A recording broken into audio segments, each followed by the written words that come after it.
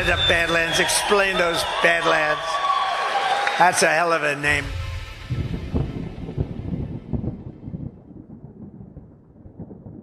Is your wealth ready for Trump's next wave? Gold loves a Trump headline, and it's soaring. From the day he first took office, gold prices have climbed, gaining nearly $400 per ounce since his second term. Why? Gold thrives in uncertainty. It's a time-tested safe haven, immune to government meddling, a shield against inflation, and a proven way to protect your wealth when markets wobble.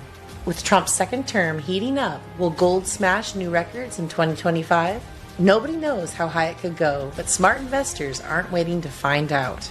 Take control today. You could even qualify for up to a 10% bonus in free silver. Discover an IRS-approved way to diversify your savings with gold and silver, tax and penalty-free. Get your free gold and silver kit delivered straight to your door and learn how you can safeguard your future. Visit badlandsgold.com to claim your kit and start building a stronger portfolio today. That's badlandsgold.com.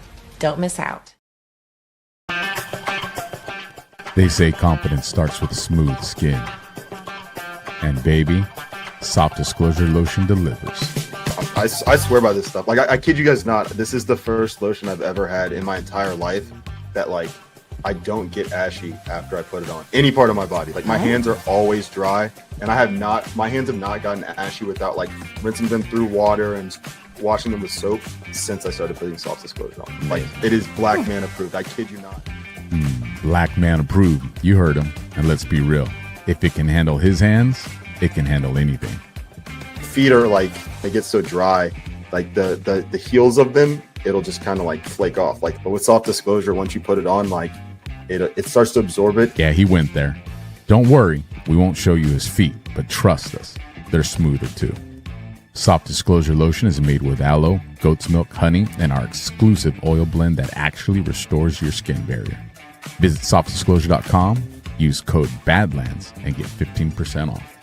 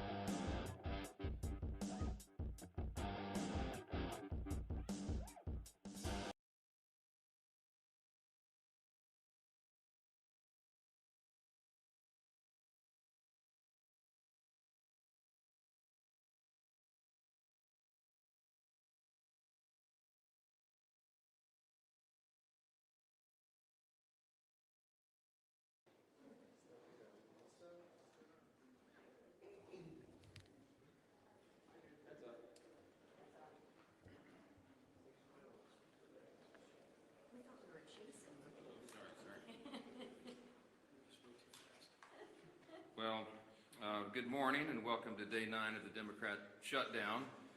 We give you a daily update here to just talk about what's happening and where we see things headed.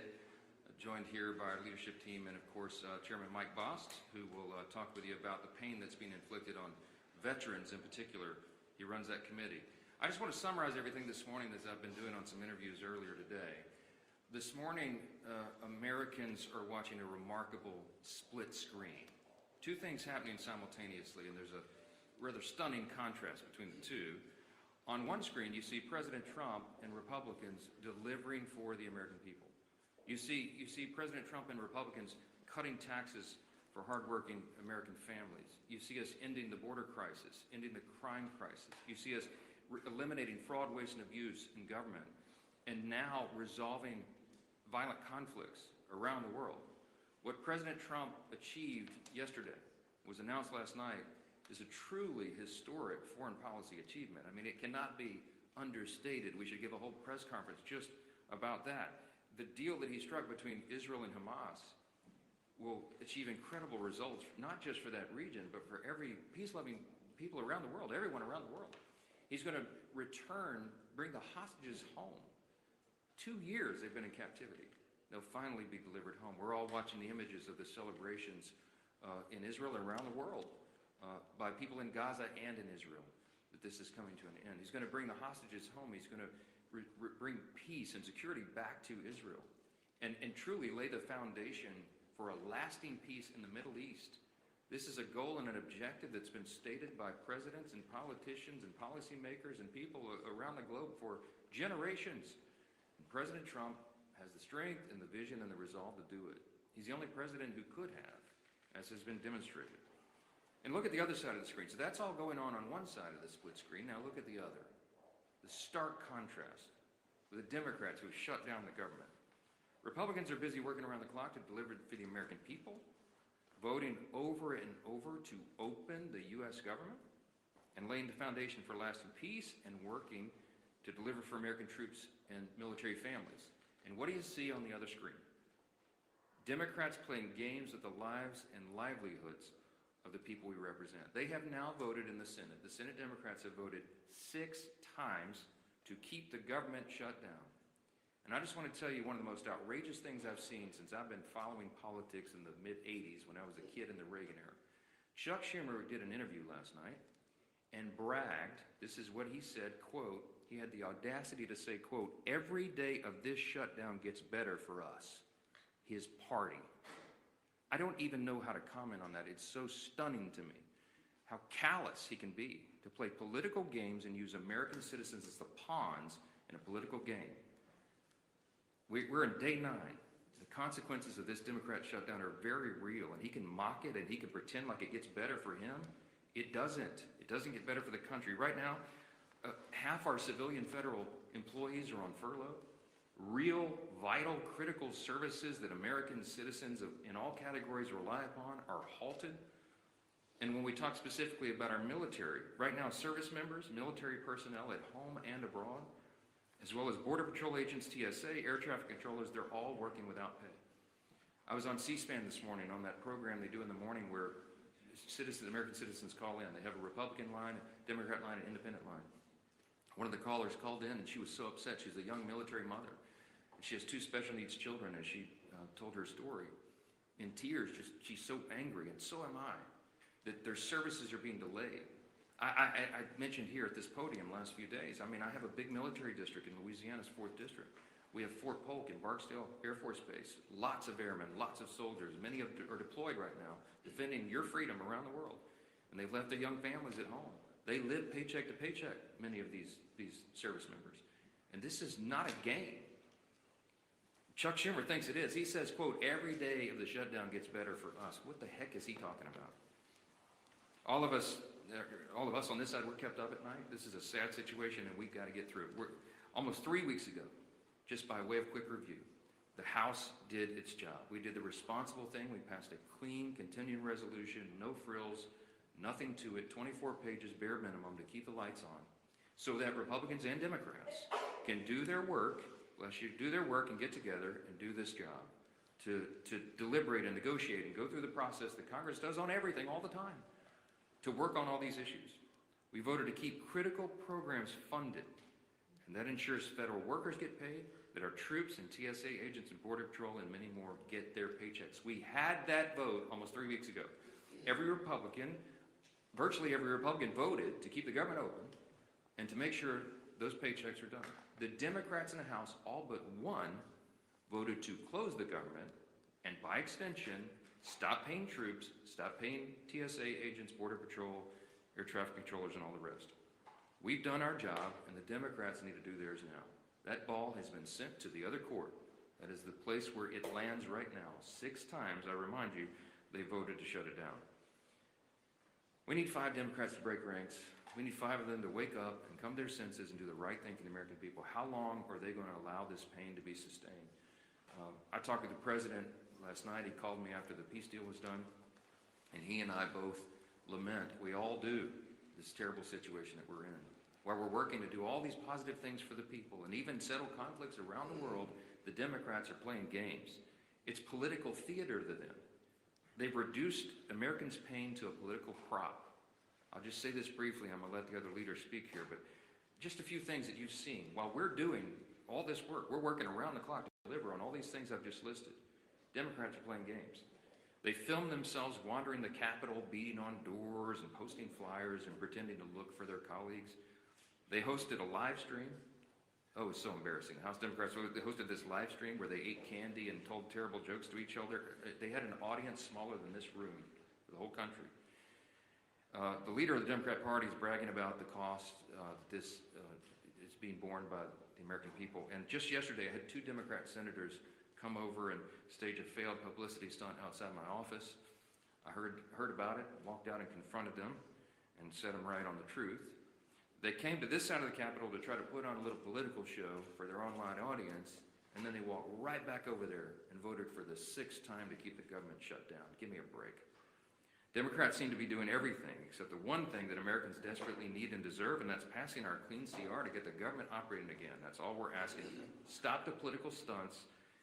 Stop the madness. Stop saying that you're enjoying inflicting pain on the American people, for goodness sakes, and pass the clean CR in the shutdown today. I'm going to turn it over first to our chairman, Chairman Mike Bost. He, as you know, works on all things regarding American veterans. He's the chairman of our committee that handles all of that. And we just wanted him to talk specifically about the costs that are being borne by our veterans because the Democrats shut down. Chairman? First off, I want to say thank the Speaker, and let me tell you this. I believe Secretary Collins and the administration is trying to do everything they possibly can with the money that we actually provided for them in advance for our veterans. Thank heaven we did. So the healthcare side and appointments and everything through our VA from that side is not in jeopardy yet. But let me tell you the areas that are and the concerns we have. In the CR that we pushed over 3 weeks ago now, we actually had extenders for certain programs that are vitally important, like the Fox Grant, which provides mental health in contracted mental health for many of our veterans who the suicides continue to happen at 17 a day. We also have things that we pushed over as far as the concerns we're dealing with continuing education. Continuing education is starting to fall by the wayside. The concerns that we have with other programs like this, there's about 7 of those programs, but those are going to start falling by the wayside. Now, one of the concerns that we're already hearing is the GI Bill. Right now, we're hearing rumors that as many as half of the people that have a GI Bill are not receiving GI Bill payments to their universities, and therefore, when they get on the line to try to call to make sure that their education will continue and it'll be paid for and try to straighten it out, there's no one there to answer the phones. That is a concern. Day to day, our veterans are trying to make ends meet. Day to day, they're trying to hold on to their benefits. And day to day, they keep hearing these concerns, and they're going to continue to get worse. As a veteran, and as someone who tries to provide for them, the fear that I have for them is as this goes on, it will only get worse. It's not a game. It affects real people's lives. Another program that's out there that is concerning is those that might be needing home health care. Those are private providers. Now, like I said, Secretary Collins is trying to shift things around, but the authorization language expired on the 1st of October. Folks, this is not a game. It's very, very serious. And let me tell you this as well. As I watch us coming up on the deadline on the 15th, that the first time that our not only our veterans in dealing with this, but our military personnel, our young enlisted that may have spouses and children that are making it payday to payday, are all of a sudden trying to figure out, I'm living payday to payday, but I'm going to get no pay due. Let me tell you, that's personal to me. That's who I was. When I joined the United States Marine Corps, I was 18 years old, turned 19 in boot camp, got married out of boot camp, had a child, and for a short period of time, it was during the Carter administration, and we were living payday to payday. And when you saw no pay due, not everybody's got a parent that they can call. And you don't have a credit rating where you can actually call a banker. And you know what? Rents still due. Food's still got to be put on the table. And for someone to say, hey, you know what? It's getting better for us every day. It's not getting better for them every day. And they are the people that are standing on the front line to keep this freedom of this nation in place. We are going to continue to do our job. We did our job. We sent it to the Senate. All of these things that I talked about were in that continuing resolution. And we made sure from our part at the VA committee that they were. It is time that the Democrats quit playing games with those people who they claim that they're all for, our veterans and those who serve this nation. Thank you. Well, thank you, Mr. Chairman, and it just shows you the real cost of a government shutdown that Chuck Schumer's imposed on the country. We hear over and over these stories, and we're hearing more of them every day now that we're in the 8th day of this shutdown. The pain that is being inflicted on real people. I did a town hall meeting last night with thousands of people on the call, and a number of people talked about the problems they're experiencing, seniors that want to make sure their Social Security checks are going to be delivered. Obviously, families of military personnel, we know those stories. We hear those stories. And what does Chuck Schumer say? You know, I read you the quote yesterday of a senator just a few days ago who said, quote, "The point of this shutdown is not just suffering for suffering's sake, but to make a point." That was a different senator. And then yesterday, Chuck Schumer, of course, says, quote, "Every day this gets better for us." And so you've got to ask yourself, if you're Chuck Schumer, and a good day for you is defined by how much suffering you can impose on other people, including our men and women in uniform, maybe you need to look in the mirror and check yourself at the door and wonder what it is you're up here trying to accomplish. Is that really why Chuck Schumer ran for office? To inflict pain on other people so that he can have a good day, a better day for himself. When that is your measuring stick for a good day, is how much pain you're inflicting on other American families, you have lost your way. And yet they vote over and over again to keep the government shut down. While trying to talk about other issues, we can be talking about those other issues without inflicting pain on people. We can be debating our differences, as President Trump said he wants to do, by opening the government back up again. And by the way, once we get the government back open again, if Democrats ever come to their senses, we still have a lot of differences to resolve. Those differences don't just get resolved tomorrow. November 21st gets closer every single day too. And then they're going to try to hold the American people hostage again on that deadline for some other unrelated issue so that they can inflict more pain on the American people. But don't worry, Chuck Schumer will be having a good day if that pain's going to be inflicted on others. Thank goodness we have a president in the Oval Office who continues to stay focused on the job he was elected to do by the American people. And Speaker Johnson just pointed out how critically important that job President Trump is doing. You know, as we mark the 2-year anniversary of the horrible Hamas attacks on Israel, President Trump is brokering a release of all the remaining hostages so that those families can finally get closure. Hopefully, some are still alive. We know, sadly, some are not. But those families want to have that resolved. They want to see their loved ones come home. And President Trump has worked tirelessly. He said he would work tirelessly. And he continues to deliver for the American people. He continues to lead on the world stage and stand up to the bullies around the world. He continues to fight for American families who are counting on him. And then you look at what he has to fight against.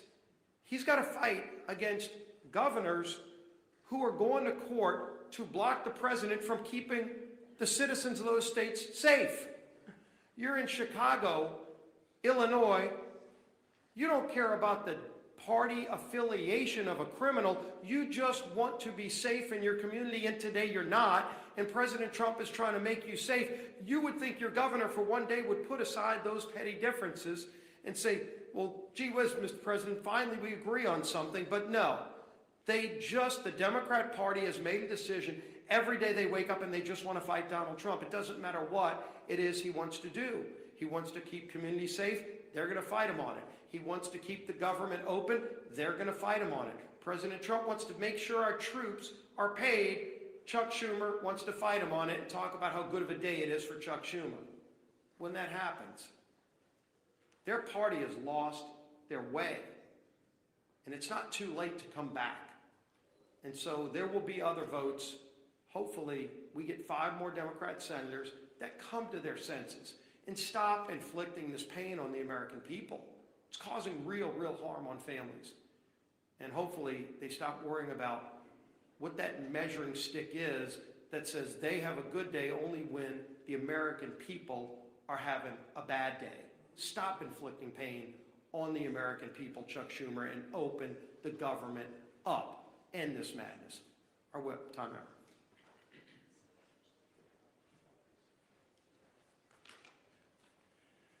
Yesterday, Senate Democrats, including the 2 senators from my home state of Minnesota, Tina Smith and Amy Klobuchar, voted for a 6th time, as the Speaker mentioned, to shut the government down or keep it shut down. 6 times. That's 6 times that Senate Democrats have voted against, as Leader Scalise was just talking about, paying our troops. 6 times that they voted against the 13,000 Minnesota National Guardsmen who are showing up to work without receiving a paycheck. 6 times that they voted against supporting federal workers, air traffic controllers, border patrol agents, and the list goes on and on. And why? Because Democrats have decided they'd rather hold the American people hostage than pass the same nonpartisan clean CR that they supported just 6 months ago and that they passed 13 times under the Biden administration. Tina Smith claims she shut the government down so that she can, quote, protect Minnesotans' health care, unquote. But Tina, if that really was the case, why do you support a $1.5 trillion spending proposal that would give health care to illegal aliens while cutting $50 billion from rural health care? Is she just not being honest? This was never about health care for the Democrats. This has been about picking a fight with President Trump so that they can try to score points with the terrorist wing of their party. It's pure politics. And nothing reveals their true motivations more than Chuck Schumer taking a victory lap, as both the Speaker and the Leader have said, saying every day this gets better for us. So every day that our troops, TSA agents, and air traffic controllers work without pay is a better day than the last. That's disgusting. And every single person in this room should be holding Chuck Schumer accountable for his words. Unfortunately, Minnesota's 2 senators continue to follow Chuck Schumer off the end of the political pier with their needless shutdown. Earlier this week, our entire Minnesota Republican congressional delegation sent a letter to Senators Smith and Klobuchar urging that they please do the right and responsible thing by passing the House's nonpartisan clean CR and end the massive amount of pain that they're inflicting on Minnesotans and the American people. Our message today is still the same, and it's not going to change. All of us are united. It is enough with the games. Pass our CR, get the government up and running again for Minnesotans. And I say this to my two senators, the people that elected you to do your job. Do your job. Your constituents deserve better than this. And with that, I turn it over to our conference chair.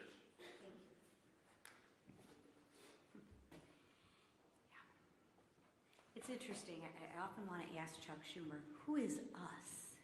Because it's definitely not the American people, right?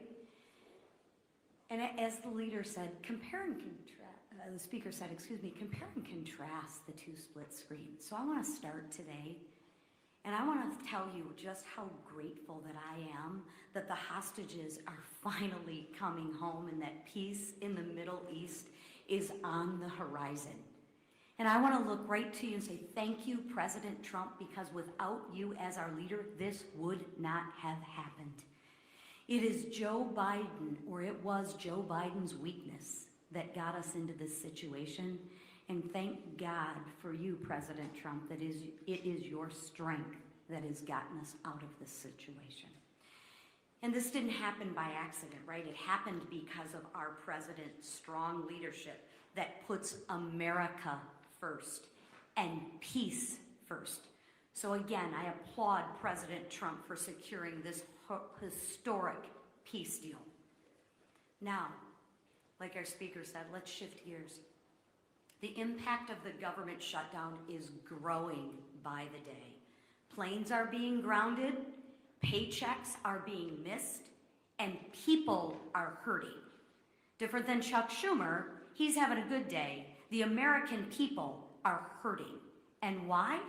I'll tell you why. Because Democrats are terrified of their own radical base.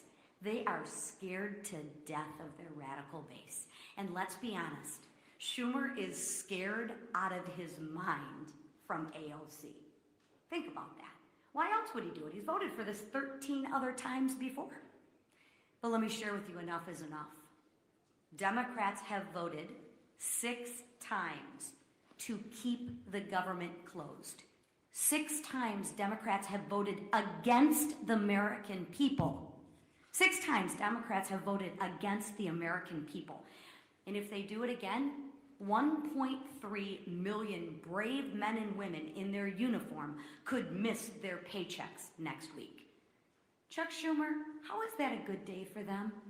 Explain that to them.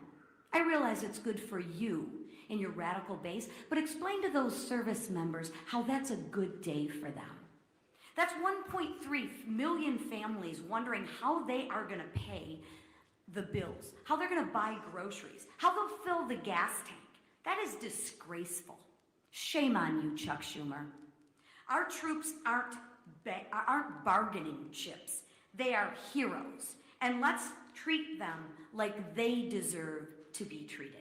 So when the Democrats vote again, I ask that they think of the military families who rely on the October 15th paycheck as their only source of income. And explain to them, Chuck Schumer, how that's a good day for them. I ask that they think of the servicemen and women living paycheck to paycheck. I ask that they think of them, not of the radical base that they're trying to appease. Let's put our troops before politics. Pass the clean House bill. Open up the government and pay our troops. Thank you. Yes, go ahead. I understand this is a heavy situation, this shutdown. Both parties think that they have the right goal and they're trying to strategize their way there. But why not put politics aside and shut down strategizing aside to pass a standalone bill to pay the military? You mentioned that military mom that was on C-SPAN this morning. Do you ever think that this is lies and not politics, and the shutdown posturing can be put aside for the troops? I'm so glad you asked the question. We're not pursuing a political strategy. The CR is clean. It doesn't have any Republican priorities on it at all. In fact, we're extending Biden-era policies and spending. It's exactly what Chuck Schumer gave you impassioned speeches on as recently as March of this year that must be done, that you don't play games with people's lives. They're the ones playing politics, not us. I've explained this, and I'll say it again. If there was something that we could peel off of the CR, if I could take a Republican priority or policy or trick or gimmick off the CR and make it more palatable for the Democrats in the Senate to vote for, I would have already done so. But I didn't send any of that on. We sent a totally clean document over there because we're operating in good faith. What's our goal, our strategy? To keep the lights on for the people of this country so that we can have their Congress working to resolve all these issues. They're trying to make this about health care. It's not. It's about keeping Congress operating so we can get to health care. We always were going to. They're lying to you, okay? The health care issues were always going to be something discussed and deliberated and contemplated and debated in October, November. It always was. Everybody in the building knows that. It's going on right now. There are conversations that have been going on for months leading up to this. They're lying to you. They're playing political games. They're trying to pretend that a December 31 policy issue has something to do with the fiscal cliff that we faced on September 30th with a shutdown. And they're doing that out of desperation. Why? Because their policies are so unpopular. The Democrat Party is in free fall. They have no leader. They have no policy that they can present to the people. Their platform was reputed in the last election. President Trump won every swing state in the popular vote. The House Republicans had the highest popular vote in the history that's ever been recorded. Why? Because the American people rejected the woke progressive nonsense that they're all still clung to. So they don't have anything. I mentioned yesterday, they just had a poll. The Democrat Party has the lowest approval rating of any time since polling began. So what do? They're desperate. There's a rising Marxist wing in the Democrat Party. They're about to elect a mayor of New York City. Chuck Schumer's from New York. He sees a rising Marxist challenge to himself. And there's one thing that Chuck Schumer cares about more than anything else, and that is his Senate seat. The guy's been in Congress for 44 years. He doesn't know how to live life outside this building, and so he will do anything to make sure that he keeps that seat. He thinks the AOC is going to challenge him or some other Marxist. I'm just telling you the plain truth, and I take no pleasure in this. I'm trying to muster every ounce of Christian charity that I can, but this is outrageous. He's playing games with the American people. Real people are being hurt, veterans and troops and everybody, people that rely on these services. God bless America. Do the right thing and open the government. Yes. Yeah. If the goal is to keep the lights on and to protect these veterans and military and service who are being hurt, why not put a standalone military pay bill on the table? We have already voted to pay the troops. We did it 3 weeks ago. We put that bill on the floor, and the Republicans voted to pay the troops, TSA agents, Border Patrol, Air Traffic Patrol, and everybody else. The Democrats voted no. Go pull the records. 3 weeks ago, we had the vote. Only one Democrat voted with us to pay the troops. We've done it. The House has done its job. The reason the House isn't here in regular session is because they turned the lights off. We passed the bill, pay the troops, pay all these essential workers, provide services to the American people. We sent it over there clean. It's 24 pages. It's a bare bones document. It has no Republican priorities on it at all. It's exactly what they voted for before. And they decided to turn this into a political stunt.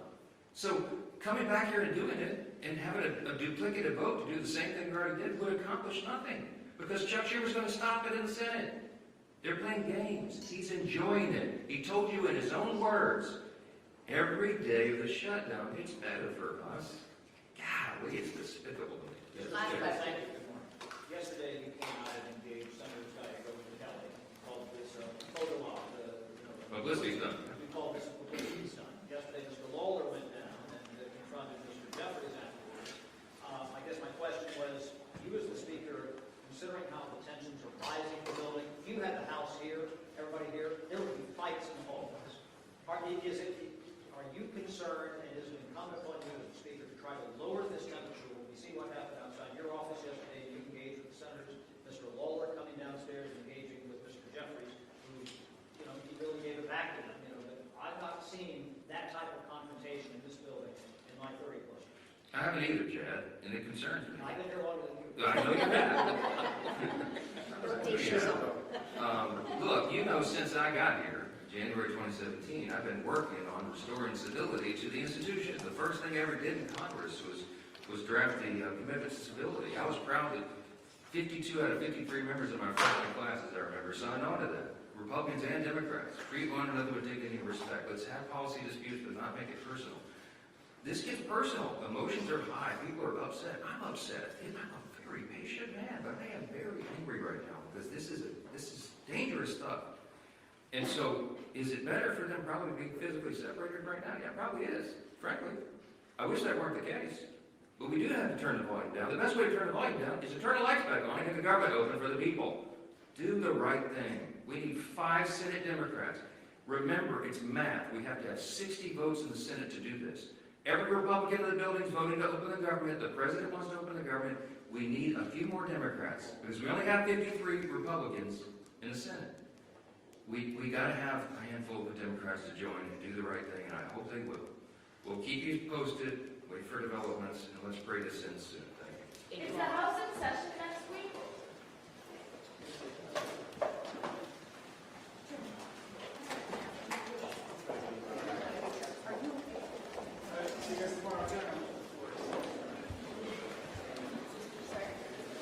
Same time, same place.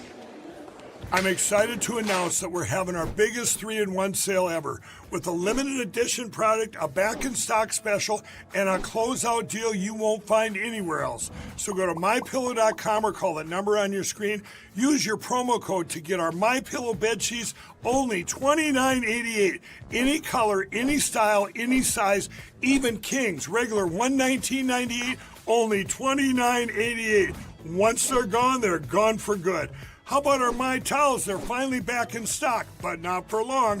Get a 6-piece My Towel set, regular $69.98, now only $39.98. And for the first time and the only time ever, get our limited edition premium My Pillows. They're made with Giza cotton and designer gusset. Queen $17.98, Kings only $19.98. So go to mypillow.com or call the number on your screen. Use your promo code to get the best offers ever. Quantities are extremely limited, so order now.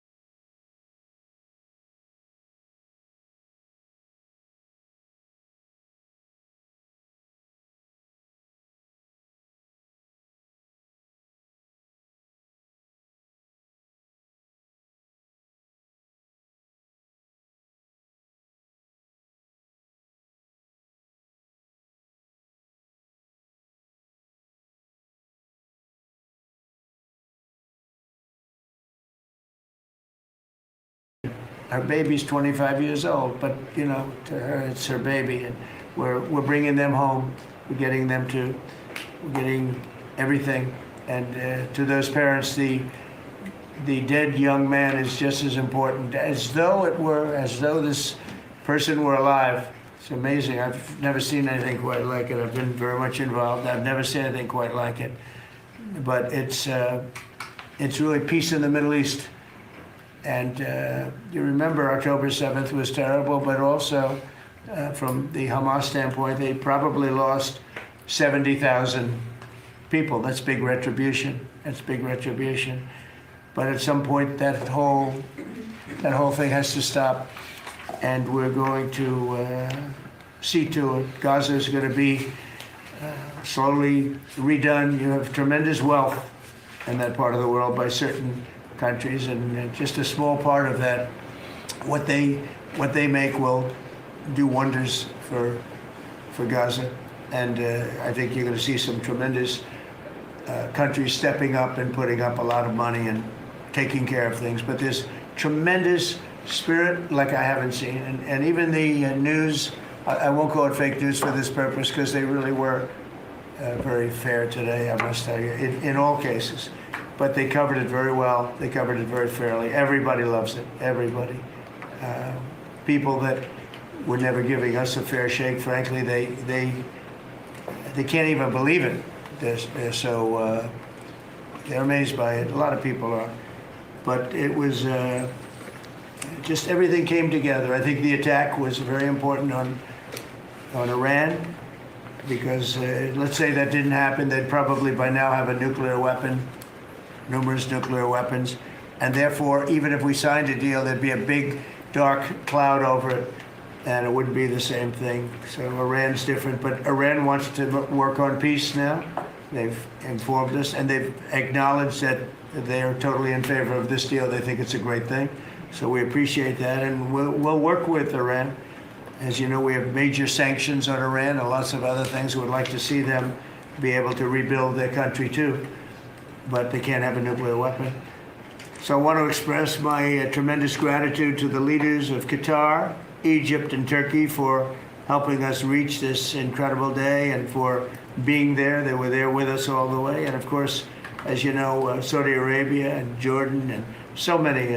I will tell you, President Erdogan was personally involved in dealing with Hamas and some of the others. He's been great. They've all been really amazing. Indonesia's been amazing. Indonesia's been fantastic. The whole world has come together for this. People that didn't get along, people that didn't like each other, neighboring countries that frankly didn't like each other, but now it's just this moment in time. So we look forward to welcoming the hostages, like you can't believe, home to their families, and that'll take place early next week. We hope Monday or Tuesday. And all Americans should be proud of the role that our country has played in bringing this terrible conflict to an end. And I want to thank, some of the people, JD, you were fantastic, and Pete, you were great. Marco was fantastic. Some of you were very much involved. I'm looking around. So indirectly, I think almost everybody in this room was involved. Susie, I want to thank you very much. You were incredible. You've done an incredible job. So, and yes, John, what you've done was invaluable. CIA, John Ratcliffe, and he's done an incredible job. So I want to thank you all, and if I'm missing anybody, I apologize, but you've been amazing. And then you have Steve Witkoff, who worked so hard. And you remember we settled 7, this is number 8, we settled 7 wars or major conflicts, but wars. And this is number 8. And the one that I thought would be maybe the quickest of all would be Russia-Ukraine, and I think that's going to happen too.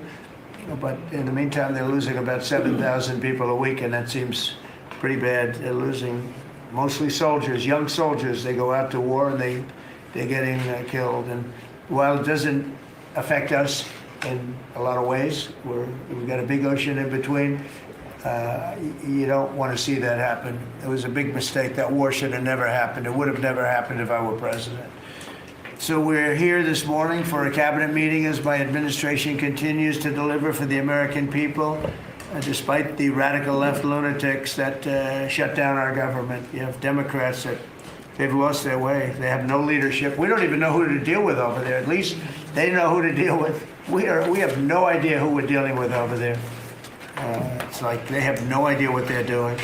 Republicans have voted repeatedly to pass a clean, nonpartisan bill to reopen government at the same funding levels. We're not going to do anything only good for health care. We're really, I think, become the party of good health care. And they keep using health care as a cudgel. They want to try and get everyone thinking about health care. We're the ones that are saving health care. In fact, one of the things we're doing is we're going to be reducing the cost of medicines by 100%, 200, 300, 500%, and even more than that, because as you know, we're in the process of favored nations right now. We've exercised a clause because we were subsidizing the entire world. The entire world pays a fraction of what the United States has been paying. And we've already, numerous Pfizer and other companies have already signed, and other countries are a bigger problem because they've been getting a subsidized rate. We've been paying for years. This has gone on for 30 years. We've been reducing the rate of drugs for other countries because we've been paying much more than we're supposed to. And they used all sorts of ideas like research and development. I said, what about Germany? What about these other countries? Aren't they paying? No, we have to pay research and development. It was all nonsense, and I couldn't listen to it anymore. So it's a very radical, big, tough shift, very tough. We had a lot of things going up there. But, you know, and you probably heard me say this in my first term, I think it was my third year, we reduced drugs from the beginning of the year to the end of the year.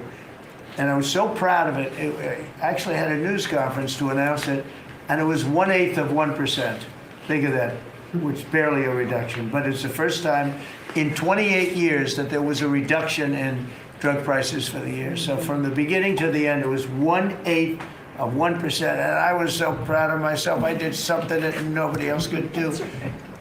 But when I started to think about it, I said, doesn't make sense. And then I'm starting to look at numbers where a pill or a treatment or some pharmaceutical product is selling in Europe for 10% of what we pay for in New York City or in any one of our places and cities, states.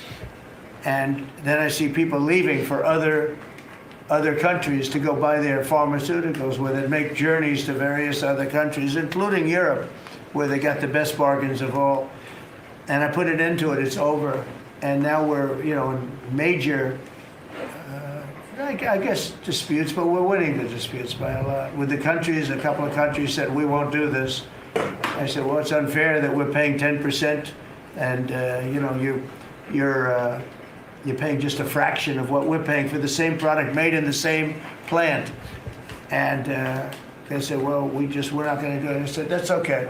You don't have to do it. But I'm going to put a tariff of 9% or 7% or whatever the amount of money is, and I'm going to put a tariff on your country for the amount of money that you're taking advantage of us for. No, you can't. I said, yeah, I can do that. I'm going to do that.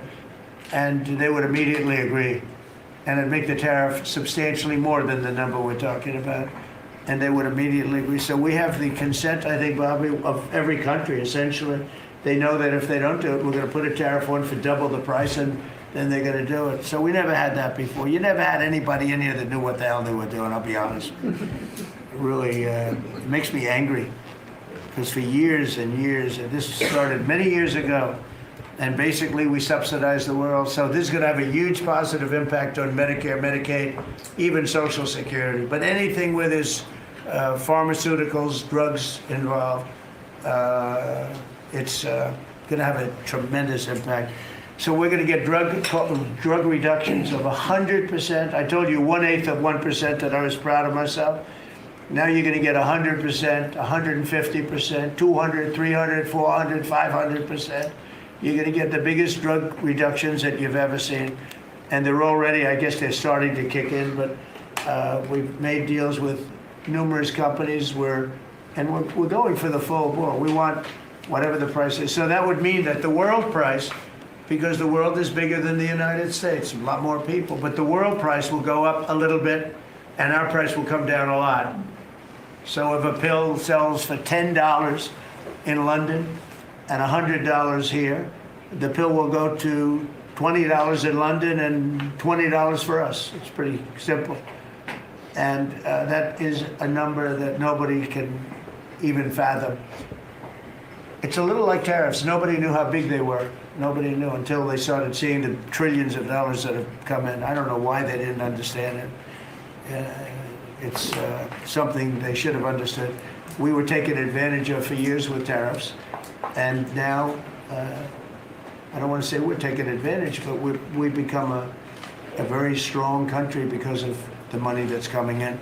Republicans have voted repeatedly to pass a clean, nonpartisan bill to reopen our government, and remember, at the same funding levels both parties have supported in the past. So the radical Democrats have chosen to put the economy of our country. We have the best economy we've ever had. We had the best economy in my first term, but we have an economy that's blowing it away, and we have the Democrats that are trying to obstruct. They don't want to have a good economy. I don't think they want to have a good country. That's why they try and stop our law enforcement from doing what we did in Washington, D.C. Washington, D.C., we have a great, safe, beautiful capital right now. Beautiful. It's so safe. You can walk down the street. Numerous people standing before me were mugged. And you're not going to get mugged anymore. We have a safe capital, one of the safest. We took it from one of the most unsafe places to one of the most safe places in the country. And we also beautified it, and we're in the process of doing even more so. So we're very proud of our capital. Again, we were embarrassed by our capital. A lot of people being killed. They'd come from Iowa, Indiana, Florida. They'd come up, and they end up getting shot. They're not getting shot. We moved out 1,700 people approximately, right? Approximately 1,700 hardened criminals, career criminals. They moved them out. So Chuck Schumer and Hakeem Jeffries and the congressional Democrats are holding the entire federal government hostage. I will tell you, a lot of Democrats want to get this thing open too. They do. They're calling us, and they just want to get it open. And all we're doing is saying, just play the same thing until we get it straight. And they don't know how to go about it. I mean, and the problem is we really don't know who the hell is leading the Democrats. You have this AOC. I don't know her at all, but I watched her the other day. She said, well, if they want, they could come to my office. That's not leadership, you know. The only one that challenged her actually was Nancy Pelosi, and Nancy's not looking too good. I don't know what happened to Nancy, but she's not looking great. But she was the only one, I give her credit, she was the only one that challenged her. But AOC said that they can come to her office and negotiate, the Republicans. And we're saying, oh, I didn't know she was in leadership. But she's taking Hakeem Jeffries' place, and Schumer's afraid that she's going to run against him. And right now, I don't know, he can change, life is crazy, right? But right now he can't beat, I don't think he can beat anybody. So he'll lose in a primary. I would say he'll retire before he loses in a primary. So I think Schumer's going to retire because he can't beat anybody. His polls are so bad. Meanwhile, the Democrat shutdown is causing pain and suffering for hardworking Americans, including our military, our air traffic controllers, and impoverished mothers, people with young children, people that have to live not the greatest of lives. But we're doing so many tax cuts. We've cut their taxes. The great big beautiful bill, we've cut their taxes at levels that nobody's ever seen. I mean, no tax on tips, no tax on Social Security, no tax on overtime. It's been a great thing for a lot of people. They're doing great. Despite all of the damage that it's caused, the shutdown has been, pretty damaging. I mean, it's not yet because it's early, but it gets a little bit worse as it goes along. And we'll be making cuts that will be permanent. And we're only going to cut Democrat programs. I hate to tell you. I guess that makes sense. But we're only cutting Democrat programs. But we're going to start that, and we have Russell, we can talk to you about it if he wants to, but we'll be cutting some very popular Democrat programs that aren't popular with Republicans, frankly, because that's the way it works. They wanted to do this, so we'll give them a little taste of their own medicine. But Chuck Schumer proclaimed this morning that every day gets better for them. No, every day it's actually getting worse for them. And they're having a rebellion in the Democrat Party because they want to stop. And if you saw all of Schumer's, I watched last night like 10 different times over the years, he said, you can't shut down government, you can't shut down, and now he's the one that shut it down. So this is a confession that he's acting not to serve the people, but to serve the partisan interests of his party. And I don't think he's serving them well because they're way down. Look, they just lost an election in a landslide. You know, it was interesting. I watched Kamala, who was a sad figure. I watched her the other day saying the election was very close. I said, no, the election was a landslide. We won the popular vote by millions. We won the Electoral College by, I think, 312 or 315 to 220 something. But there's another one that we won that's probably, that's why when you see the maps are completely red. It's counties. The counties, we won at 2,505 to 525. So 2,500 to 525. That's called one of the greatest, biggest landslides in history. And that's one that people are using now as a primary. But literally, when you see it colored in, the entire country is red representing Republicans. So, you know, they go around, they just lie. They just lie. And everything's a big lie with them. Well, the other side, and the other thing I don't understand is, Christie, I looked at crime numbers in Chicago. They're through the roof. And I have a governor stands up every day and tells us how wonderful Chicago is. It's just a lie. It's like a con job. It's like Gavin Newsom. He says how well he's doing in California, and they're doing terribly. Population's getting smaller. People are leaving. And other people are coming in, and, you know, I wouldn't say it's an even trade.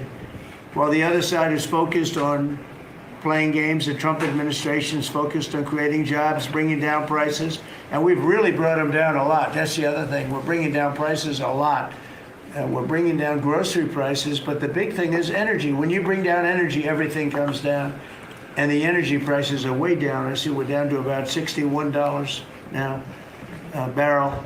And what gasoline's going to be, I think gasoline's going to be below $2 at some point in the pretty near future. It's very low, much lower than it was under Sleepy Joe. And we're restoring law and order in our country. We're restoring it here, but we're restoring it right now. We're in Memphis. We're going to Chicago. We're going to other cities. Many governors are asking us to, including Democrats are trying to ask. I don't know what the big problem is. If I were a Democrat governor, I'd be saying, whatever you can do to get crime down, I'll take anybody. You can bring them in I don't care who it is. A lot of people said that. They interviewed women, these beautiful women in Chicago, black women with a MAGA hat, a red hat. They said, we don't care who he brings in here, but this place is really dangerous. We just want crime to stop. It's true. They don't care. You know, they don't differentiate between the National Guard and the Marines. They don't care. They'll take anybody. And that's the way it is. I mean, they want what we did in D.C., they want to happen to them. And it's happening in Memphis already. I see in less than a week, the numbers are really good. And it'll be great. And we'll fix that. We'll go to various other places, and we're going to be stopping crime in our cities, and that's a great thing, and we won't get credit for it, but it's a great thing. We've launched a historic campaign to take back our nation from the gangs and the street criminals, violent repeat offenders, illegal alien lawbreakers, domestic extremists, and savage, bloodthirsty cartels. And very little, by the way, is coming in by water, in case you haven't known. The drugs aren't coming in by water. In fact, we can't even find any boats in the water anymore. We had boats, we were like a subway train loaded up with drugs. Every single boat that you see getting taken out kills 25,000 Americans. Think of that. Because it's pretty tough stuff. But it kills 25,000 Americans. So when you hear that, it's no longer tough. But here in Washington, we've deployed federal law enforcement and National Guard to restore public safety, and we're working to replicate that in numerous places all over the country. And we have a very powerful military. We have a very powerful National Guard. I want to thank the governor of Texas, who has been, as usual, great. Governor Abbott, he gave us 400 troops without even a question. And we have other governors likewise doing what has to be done because they know we have to confront crime. We're directly confronting the sinister threat of left-wing domestic terrorism and violence, including the terrorist group Antifa. You saw that yesterday. We had a news conference. Antifa's out of control in Portland and other places, but mostly Portland in the case of Antifa. And we had people that were really badly affected by them. It was terrible. So one of those things, but we're knocking the hell out of them. And we're looking for the people that are funding them, and those people are going to be just as guilty as the people that smack people over the head with a baseball bat. And I'd like now to ask Attorney General Bondi and Secretary Noem to discuss this a little bit and tell where we are. And then we'll go around the room. We'll go quickly. We're going to go quickly if we can because we have a lot of things to do, including I won't be spending that much time here because I'll be leaving fairly soon for the Middle East. And I'm very honored to be involved with that, I'll tell you. It's a great thing for our country. People are so happy about it. I've never experienced anything quite like it. I've never seen such universal praise for being able to do something. No, it's something that nobody thought was possible, and we're going to end up having peace in the Middle East. Who would have thought? So, Pam, could you start, and then Christy, please. Sure, President Trump, and despite the Democrat shutdown of our government, our law enforcement officers are out there working without paychecks, round the clock to keep and make America safe. Secretary Hegseth and I were recently in Memphis. We had 1,100 law enforcement officers in one room with us. The Memphis PD, they were the happiest to see us, don't you think, Secretary Hegseth, of anyone. We had ATF, DEA, FBI, U.S. Marshals. I'm not sure if our park police were there. We had Treasury, Secretary Bessent, and of course we had Secretary Noem's Homeland Security, all working together with the Guard. They were so happy to have us there. We've been making arrests left and right. So far, we made 562 arrests and seized 144 illegal guns just in the short time we've been in Memphis. And many of these people are career criminals. And when you take them out of a place, your crime rate just goes down. These people commit crimes every single day. They're sick. And we're taking them out. In some cases, we're bringing them back to their countries where Biden allowed with the stupid open borders that we had in our country to come in, but they're being brought back to other places or they're being put in jail, but they're career criminals. President Trump, last night alone, we made 91 arrests, 19 firearms off the streets, and one was a warrant for a homicide, and 4 sex offenders who had active warrants. One was a sex offender on a child. Everything we did in Memphis was worth it, in my opinion, for that one arrest. Think about that. We got a child rapist off the streets, but yet we've made 562 arrests and still going strong in Memphis. Just what we did in D.C. But it's because it's all of us. It's a team working for you to make America safe all together, round the clock. Thank you very much. Thank you, Pam. Thank You're you, doing a great President job. Trump. And it's amazing that we're not getting cooperation from Democrats. It's like, it's a new issue. You know, we have all the old issues of the wall and the border and all of the things, men playing in women's sports they still want that, transgender for everybody. All these issues are so crazy, but we have a new one. It's called crime.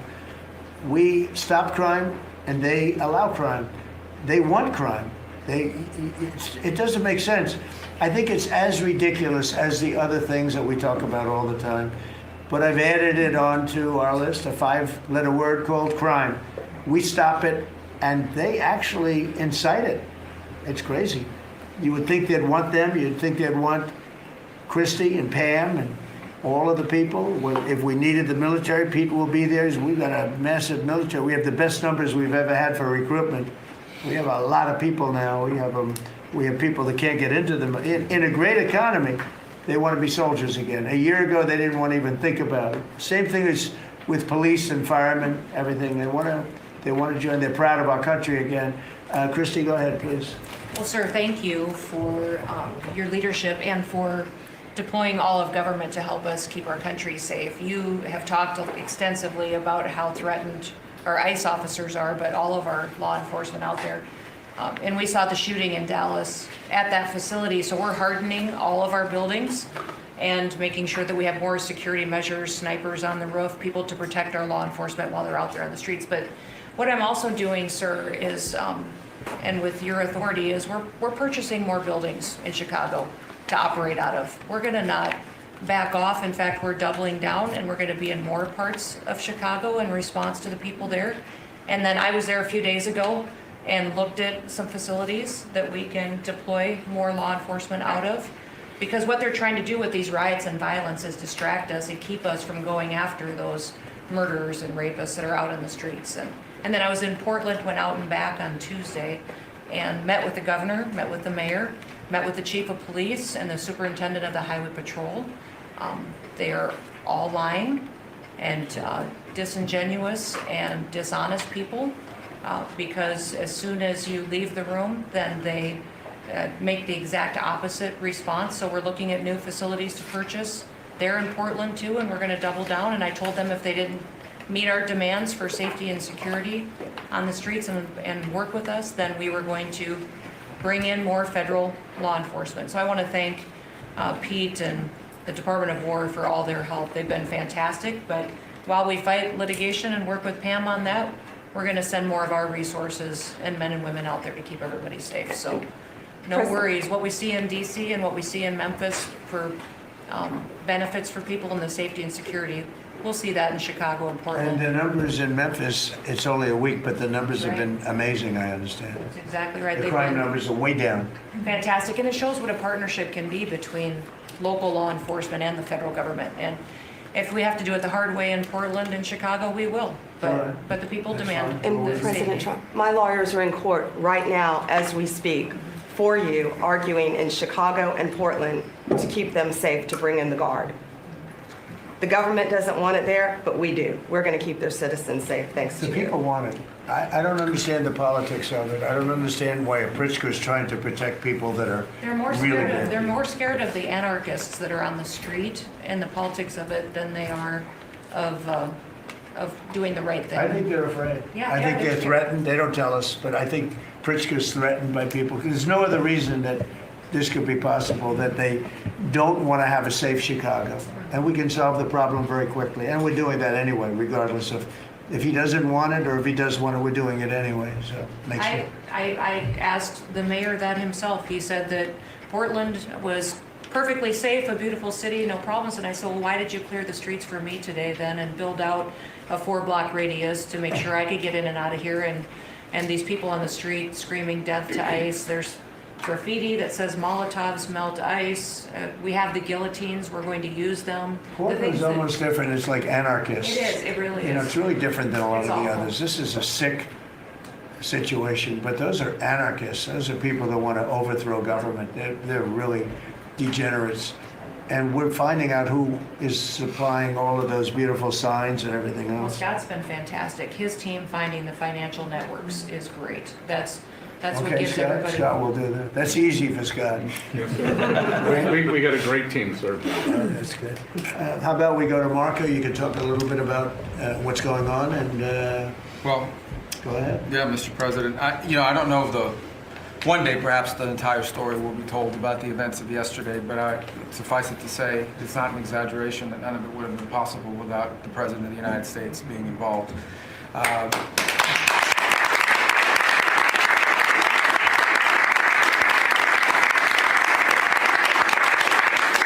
It really began with your trip to the Middle East, where these relationships were forged with partners in the region, personal relationships, close relationships that created the foundation where all of this was possible. Where I think this really took a turn. Remember, a month ago, no one thought this was possible. Where it really took a turn about a month ago, less than a couple weeks ago, is when we were at the United Nations and you convened a historic meeting, not simply of Arab countries, but of Muslim majority countries from around the world, including Indonesia was there, Pakistan was there, and created this coalition behind this plan. Then on that following Monday, you met with the Prime Minister of Israel here, and that plan was presented. And then, of course, our great negotiating team followed up on it. In the interim, again, perhaps the stories will be told, perhaps they will never be told. The President had some extraordinary phone calls, and meetings that required a high degree of intensity and commitment, and made this happen. And I think what's important to understand is that yesterday what happened was really a human story. There's a geopolitical aspect to it, there's no doubt about it. It creates the conditions for Gaza to one day be a normal place again, and people to have a better life, and Israelis to be safe. But yesterday was a human story. And because of the work you put in, and honestly, not only is there no other leader in the world that could have put this together, Mr. President, but frankly, I don't know of any American president in the modern era that could have made this possible. Because of the actions you have taken unrelated to this, and because of who you are and what you've done and how you're viewed. And this weekend, because of that, at some point very soon, we are going to see 20 living human beings emerge from the darkness into the light for the first time in 2 years.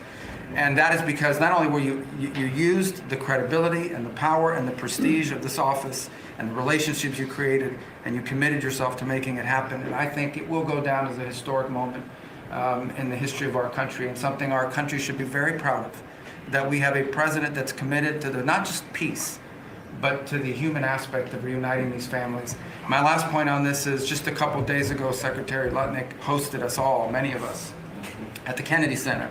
And we have these families, we've interacted with them for so many years, for 2 years now. And the stories are heartbreaking, both whose families are alive and those who are deceased as well, who want their relatives back so that they can complete the process of grieving.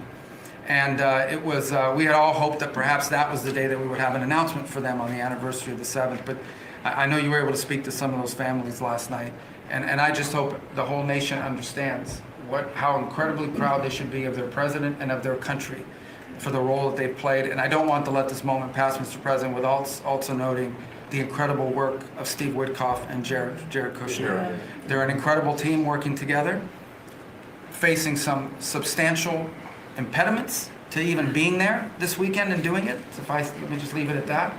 And they've done a great job on your behalf, Mr. President, and they deserve a tremendous amount of credit. But thank you for what you've done for the world.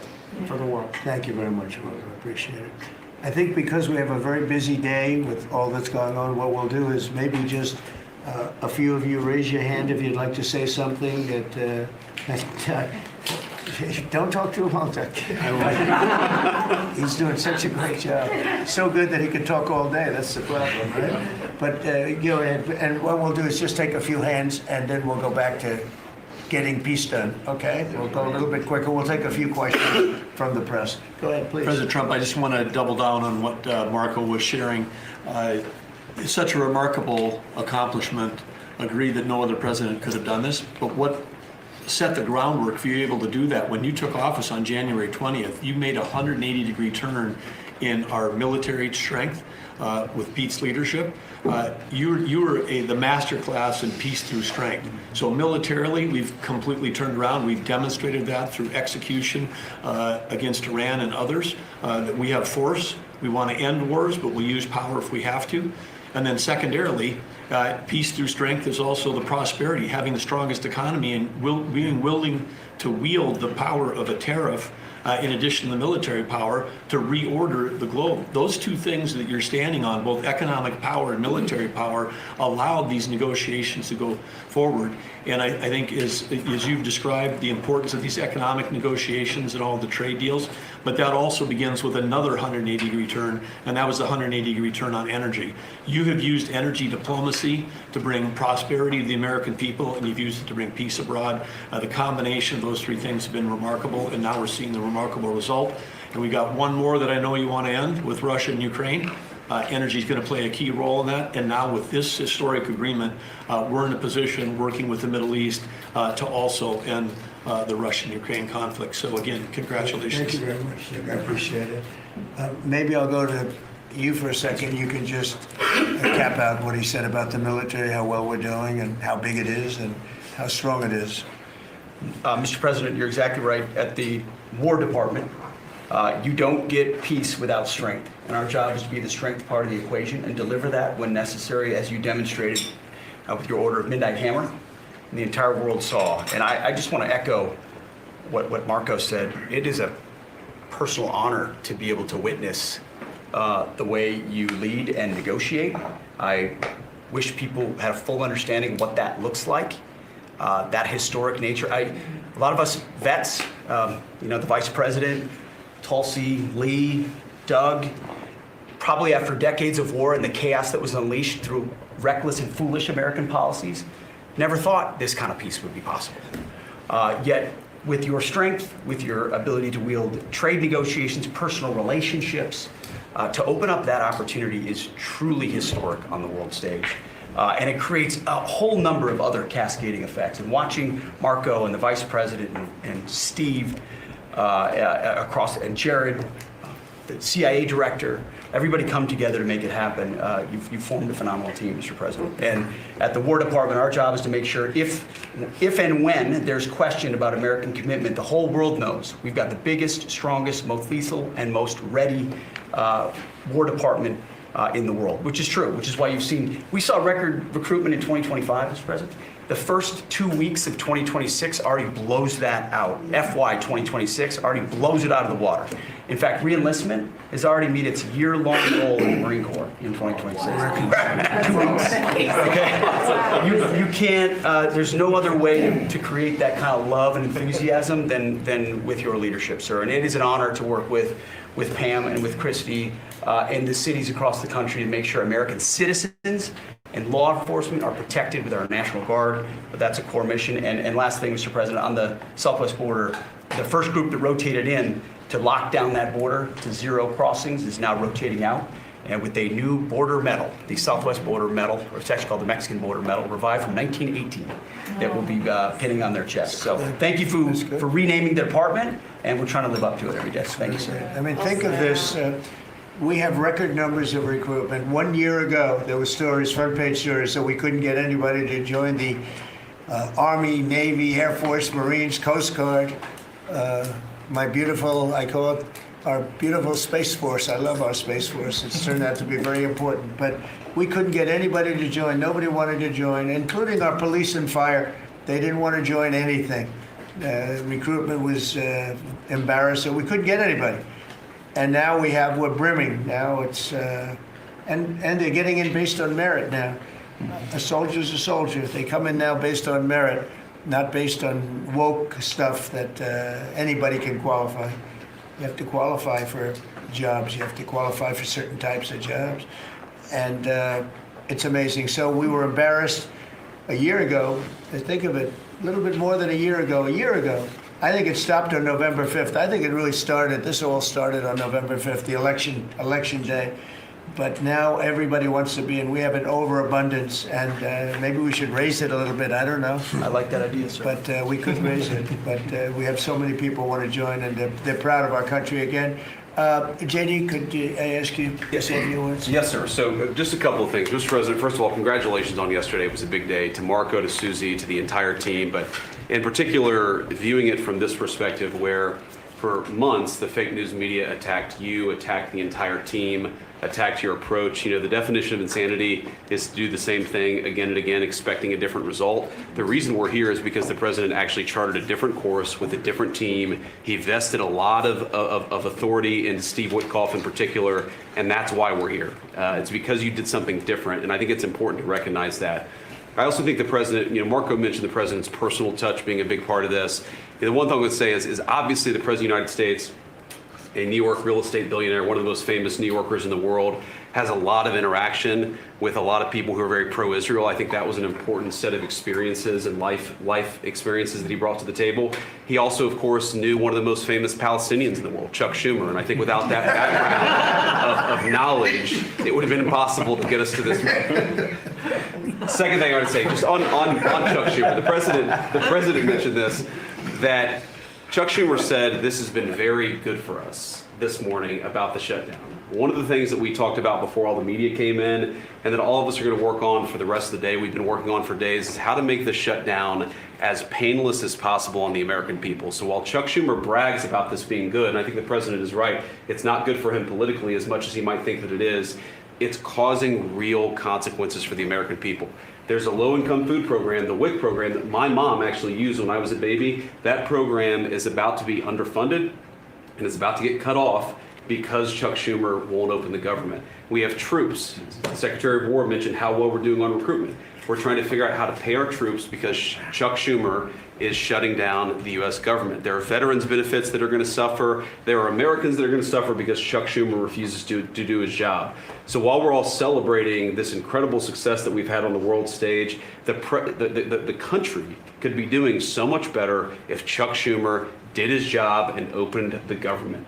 Every single Republican, except for Rand Paul, has voted to open the government. A few moderate Democrats, to their credit, have voted with us to open the government. We just need 5 more Democrats to come to their senses and let the people's government serve the American people. I hope that they'll do that. Thank you. Thank you, sir. Chris, Yeah, to follow up on that point, Mr. President, the Democrat or Schumer shutdown did not begin 8 or 9 days ago. It began 8 or 9 months ago with your inauguration. For the first time in American history, every Senate confirmed appointee who were our deputies to run our department, every one of them has been filibustered. One of the critical parts of my department is the National Nuclear Security Administration. It maintains, manufactures our nuclear weapons and our engines for nuclear submarines and nuclear aircraft carriers. We are a key supplier to Secretary of War Pete Hegseth.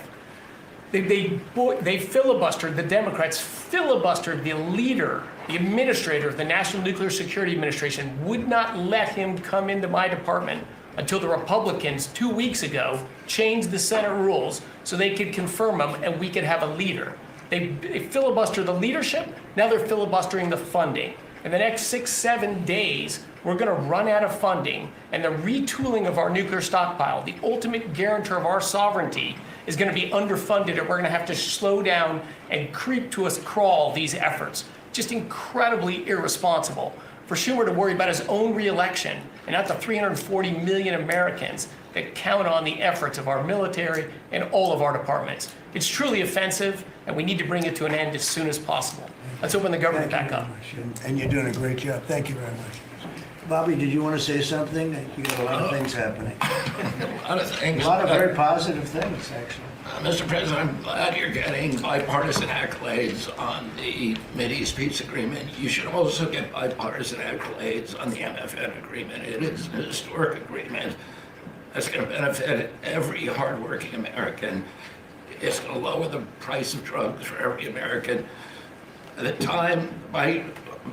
time this administration is over, we will have 95% of the drugs in this country will be the lowest price in the world.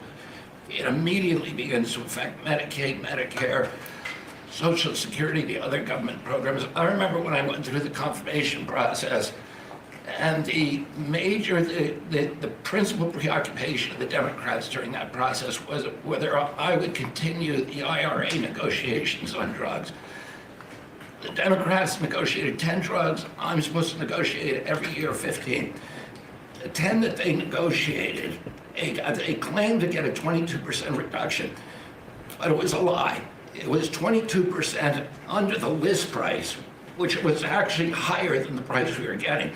So Medicaid, Medicare ended up paying more for those drugs than they were getting beforehand. They only got a benefit on one drug. One was tied. 8 of them were low.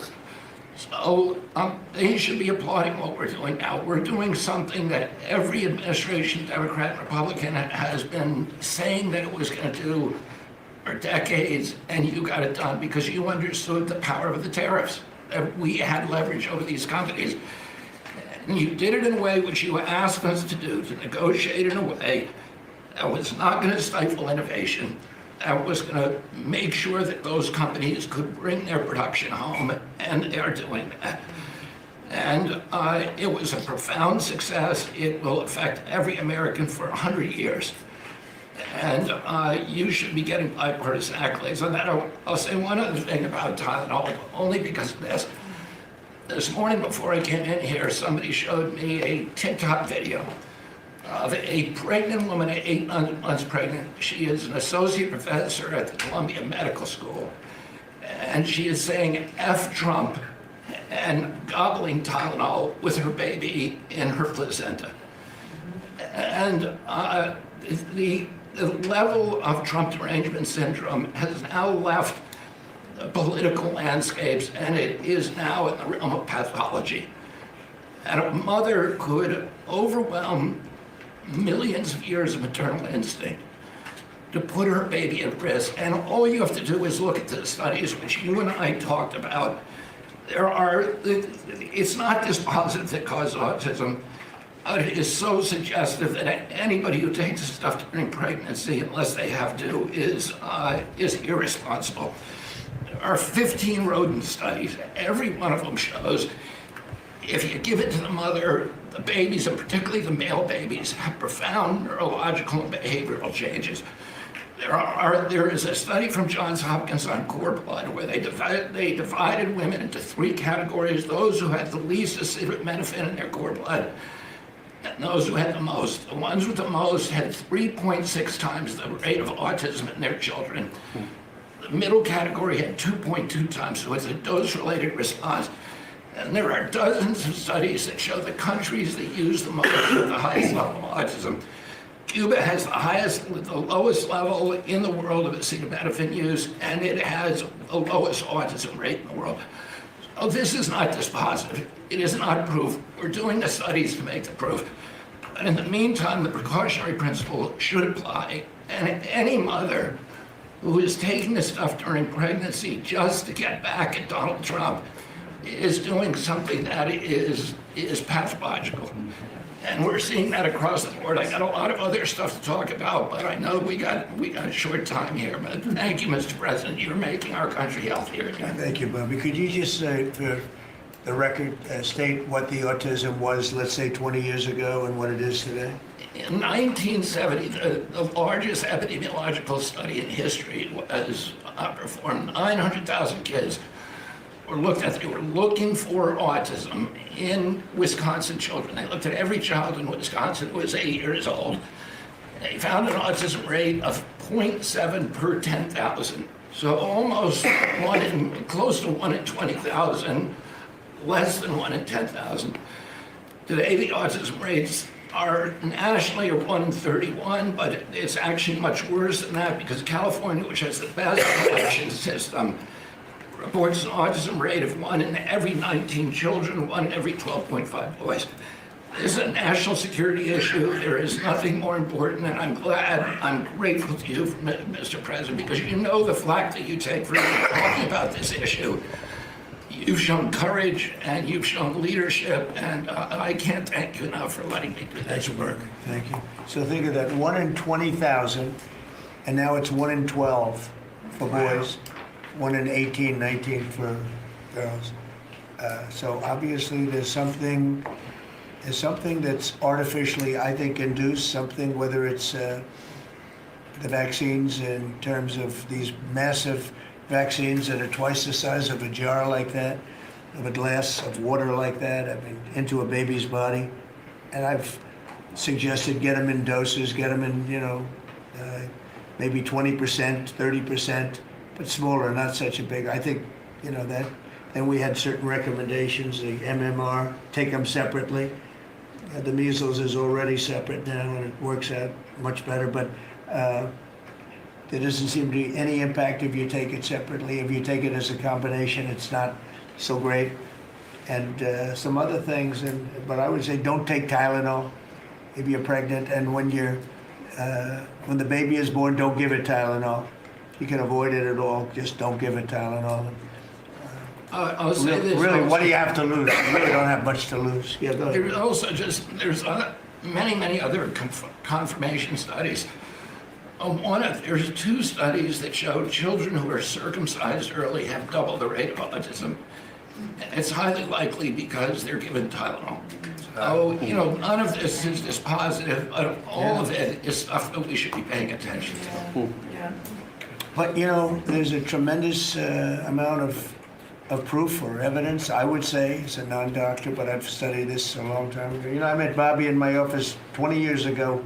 We were talking about the same thing 20 years ago. And I was a real estate developer. It bothered me that it seemed to be getting worse, but it's so bad now when you hear these numbers. It's not even really sustainable. I don't know how people do it, but there is some very strong evidence on Tylenol. In fact, at one point, I guess the company gave a warning They gave. They still don't recommend it during pregnancy. That's the weird thing. They're not recommending it, and that's the company itself.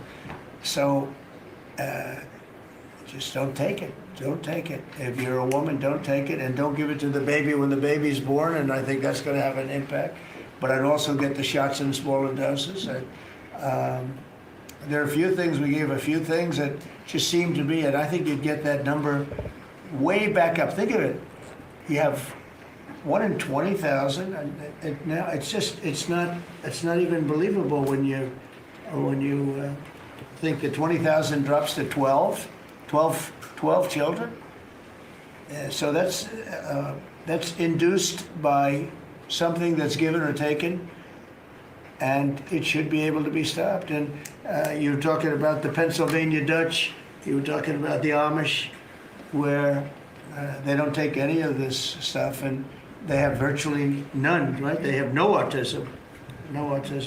So we're doing something very bad. Somebody's been given some bad things. Other countries, by the way, we have, I think, we have 82 vaccines that we give simultaneously. And I'm a vaccine believer, by the way. I believe in the polio vaccine. I believe in a lot of vaccines. But when you give 82 vaccines in a shot to a little baby that hasn't even formed yet, it's a lot of vaccines. And in Japan, they give a much smaller number. In Germany, they give a much smaller, like 28 vaccines. It's a lot too, but 28 is a lot different than 82. So, but I would say on the Tylenol, don't take it, and that will be. I think it's going to be a big factor. I think it'll be a very good result, and I hope we're going to be able to see that result in the not too distant future. Because certainly, people have heard us loud and clear. That's why I bring it up again. That's why I asked you to talk about it, because this is a horrible thing, and if you don't take it, I mean, you have to tough it through sometimes. There are other things you can do, but you have to tough it out. It's easy for me to say, but I think you're going to see numbers that will be it'll be so significantly improved, and maybe fully improved. I mean, there's something there. There's something going on, and we have to address it. And so I'm addressing it the best I can as a non-doctor, but I'm a man of common sense. Okay, any other questions? I'd like to comment on the Yeah, workforce. please. Mr. President, a lot of people are calling to give you the Nobel Peace Prize after this peace deal that you managed to achieve in the Middle East. First of all, your opinion on that, and I was wondering about your trip to the Middle East, if you can tell us if you're considering to speak at the Knesset, at the Israeli parliament. Well, they asked me to speak at the Knesset, and I've agreed to. If they would like me to, I will do it. It's the first time a president has ever done that, so that makes it very interesting, right? Yeah. But yeah, so I will do it if they want me to. They have asked me to do that. Thank you. Families of hostages are out in the streets in Israel dancing and crying tears They're of all joy. dancing in the streets right now. They're dancing in the streets. They're so happy. Everybody's happy. They're dancing in the streets of Arab countries, Muslim countries. I've never seen anything like it. Everybody is happy. It's been really amazing. Thank you. President Trump, on the international peacekeeping force that's going to deploy to Gaza soon, do you expect that Pakistan, Turkey, other countries to contribute forces? Has that become firmed up? And also on the shutdown, it seems like in the House there's a majority support for a temporary extension of the Obamacare subsidies, perhaps minus the funds for illegal immigrants. Is that how you see the deal to end the shutdown happening? Well, I see the deal just getting extended as we continue to talk, but we're willing to pay because we're paying. It's very simple. We're paying. And the Democrats are the ones that caused this problem. And it's a big problem for them, and they have a lot of break in their ranks. But so I see that, I think that'll get worked out. But we want to get back before we do this. We don't want to have a gun held to our head. We don't like that. And the public doesn't like it either. So we want to get back. And I think it's going to work out. I think it's going to work out very well. It's something that shouldn't have happened. This was supposed to take place before the election. This was supposed to take place on September 28th before the election.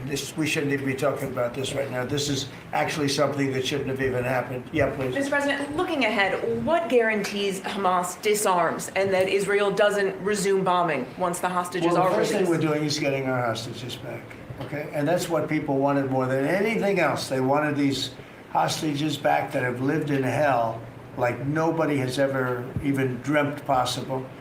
And after that, we'll see. But they've agreed to things, and I think it's going to move along pretty well. But what is phase two? When does it I'm not going begin? to talk about that because you sort of know what phase 2 is, but there will be disarming, there will be pullbacks, there will be a lot of things that are happening. You know, I gave you a whole list of 22 different things that will take place. And I think it'll take place, and I think you're going to end up with peace in the Middle East. But we have to get our hostages back.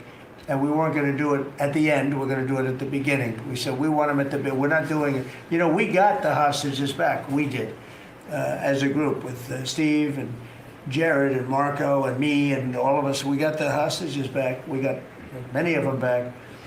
Many, unfortunately, were dead. But we got many back that are now living with their families, with their parents in many cases, and with their husbands, families, wives. Many of them, they celebrate all over. They're the ones that are celebrating the loudest. They're all over. There are a lot of them that we got out. But the last 20, and I always said the last ones are going to be the most difficult. But it's been a very big deal getting the hostages out. But the rest is going to take place too. And can you promise Palestinians they will be able to stay? Well, they know exactly what we're doing. We're going to create something where people can live. You can't live right now in Gaza. The place it's a horrible situation. Nobody's ever seen anything like it. So yeah, we're going to create better conditions for people. Yeah, please. Mr. President, excuse me, what kind of security guarantees is the United States going to make for Gaza? Well, we're going to work with very wealthy countries that love people, frankly. I know them very well. They love people, but they love Arab people, and they love Muslims, and they love, I think right now they love everybody, and they're immensely wealthy, and they're going to be involved in putting up money, and for them it's a small amount of money. For somebody else it's a large amount of money, but you know, these are the wealthiest countries in the world, and they'll be very much involved in making it as good as possible. And what's your take now on a two-state solution, sir? Just to follow up on that. What is your view now on a two-state solution for the... I don't have a view. I'm going to go with what they agree to. Mr. President, given that there are some tough provisions for Israel in this agreement, are you at all concerned that Bibi Netanyahu may not continue in his post? He may be deposed. That Bibi may go a little bit out of whack. That he may no longer be prime minister when this is over. Look, that's politics. It could be. I don't know. I think he's very popular right now. He's much more popular today than he was 5 days ago. I can tell you. Right now, maybe people shouldn't run against him. 5 days ago, it might not have been a bad idea. No, Bibi's become. This has been a very good thing. I don't think he did it for that reason. Okay, but I think just looking as an analyst would look at this, I think Bibi should be very popular right now. Yeah, please. What will happen if Hamas says that it cannot locate or was not able to find all of the deceased hostages' bodies within the time Well, we'll frame? have to see. I think that's going to be, it's largely been answered. We know where most of them are. Actually, the bodies are a bigger problem because some of the bodies are going to be a little bit hard to find. It's a terrible thing to discuss even, but you understand, we're all people, we're grown-ups, we understand life. Nobody can understand this stuff because this could have taken place, but we have the hostages for the most part, and so I don't think it's going to be overly big. The situation with the bodies, they say 28.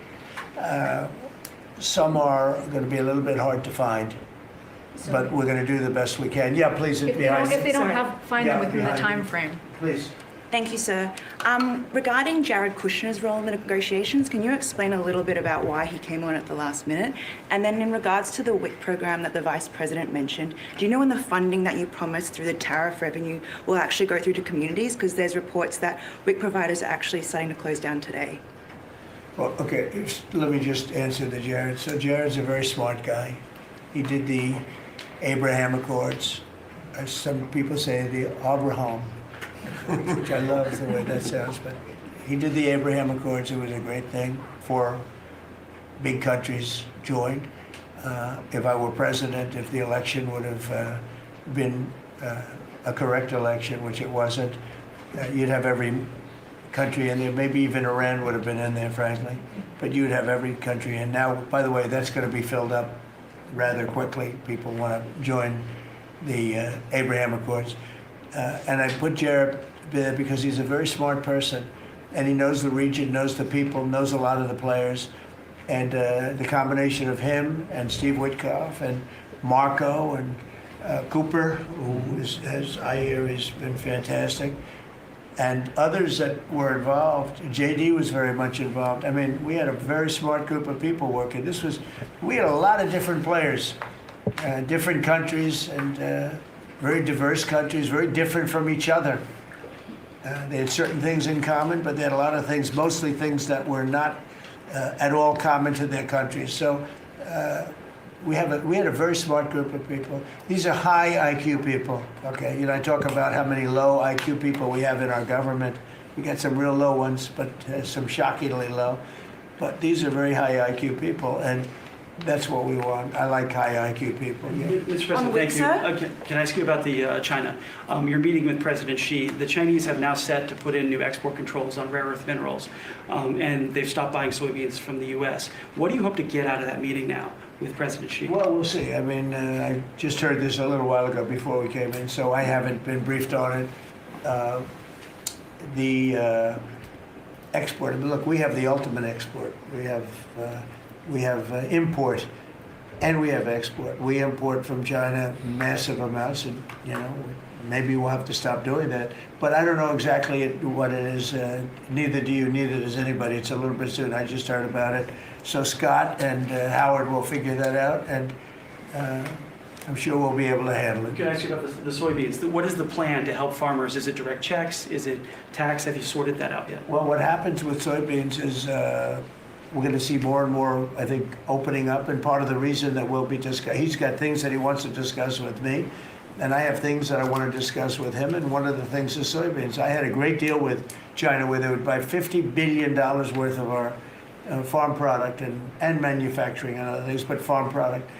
And it was going along well. Then when the election turned out to be a rigged election and we had the wrong guy get in there, he didn't do anything about it. I used to call up President Xi every 2 weeks, or I'd call up people in China, say, you got to keep going, you're not buying the amount that you agreed to. And this went on for, ever since we signed the agreement. It was a great agreement. So they used to do 15 billion, and I got it up to 50 billion, 50, and it was great. Then when Biden got in, they just never adhered to the agreement, and nobody in Biden's group, as you can imagine, did anything about it. So it just sat there for 4 years, and they didn't adhere to the agreement. And we, it's hard to go back after 4 years of nobody calling them, but I used to call them every 2 weeks. I'd say, you're a little low, or I appreciate it. Oftentimes I'd say, thank you very much. You are totally adhering to the agreement. But we had an agreement. They would buy $50 billion worth of our product, mostly farm product. And remember I said to the farmers, buy larger tractors and more land. And that's exactly what happened. They did well. But we do suffer. I'd like you to discuss that maybe for a second, Brooke. Sure. Very quickly, by the way. Yes, sir. But would you just talk about how Biden let us down? Biden, every single thing, every problem the farmer has is because Biden didn't do anything for 4 years. Go ahead. No, I think that's right. This president has been unequivocal in his support of the farmers. First of all, in term one, we worked on it so hard and opened up markets, but especially this term. But here's what everyone has to understand. The farm economy is in a very uncertain time. But that isn't because of the current trade negotiations, although certainly the China part is part of that. But we inherited a slew of issues. First of all, as the president said, when we left Trump 1, we had an agriculture trade surplus. When we came back for Trump 2, it was a $50 billion ag deficit. That isn't everything, that's just agriculture.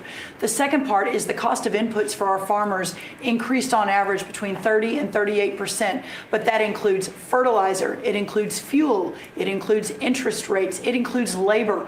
All of this came about under Joe Biden, a 47% increase in the cost of labor that now Secretary Chavez-DeRimmer and Noam and I are working on. Fuel is coming down, thank you. Interest rates, thankfully, are coming down. A 73% increase in interest rates for our farmers. They couldn't get loans to make sure that they could move forward. So that's all really, really important. And I think we have to realize what the president's commitment is this, that we're moving into an era of rural prosperity, of a golden age for our farmers in rural America. The trade renegotiations and the trade realignment that Jameson and Scott and Howard have led with the president's leadership is unlike anything that's happened in the history of our country. And those that will benefit the most are the original Americans, our farmers and our ranchers. The president has committed, if we need a bridge, he has talked about that to get us from the Biden years to the new Trump era. That's what we're working on every day. We've got to get the government reopened so that we can move forward on that. And once we do, we'll be able to move out a significant program to help our farmers. Long term, we have to change this hamster wheel of government. We've got to ensure that the farmers have the market to sell, and it's a national security issue and onshoring a lot of the food as well. Okay, So, sir, thank you. Thank you, everybody. I think that's enough. Thank you, Press. Thank you, Press. Let's go. Thank you, guys. The country is doing very well. Thank you very much, everybody. Thank you, Press. Thank you. Thank you. Let's go, Press. Thanks, guys. Let's go. Head out, guys. Thank you. Thank you. Right this way. Thanks, guys. Grab the camera. We can come back. You head out. Thank you. Of course. Check them out. Come on.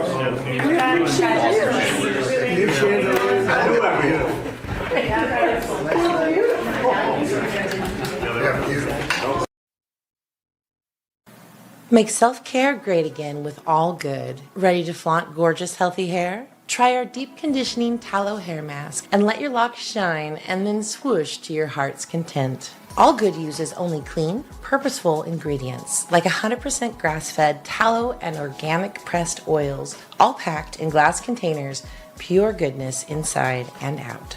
Glow up with All Good's non-tox smoothing serum to rejuvenate and tighten your skin naturally. No toxins, no parabens, no sulfates, no BPAs, and no BS. Grab yourself a bundle with All Good favorites to see what all the buzz is about. And don't forget to leave your review. Shop at badlandsmedia.tv/allgood and a portion of your purchase goes directly to support Badlands Media. Use promo code BADLANDS for 5% off plus free shipping over $75. That's badlandsmedia.tv/allgood, promo code BADLANDS.